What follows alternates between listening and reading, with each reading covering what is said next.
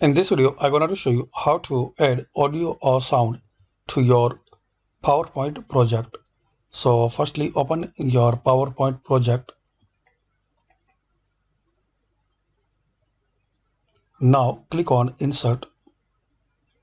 In here, click on Audio.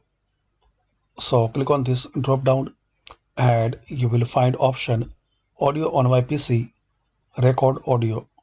So you can record your audio and also you can add audio from your PC or sound or music. So just click here. Now select from PC's sound. In my case, I want to select this one. Now check audio. It's working fine or not. So as we can see, it's working fine. And friends, you can hide during a show. So check this box. And also you can rewind after playing. So check this box.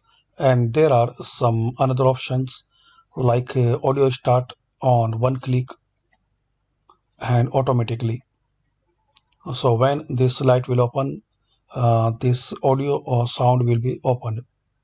Play across slides, loop until stopped.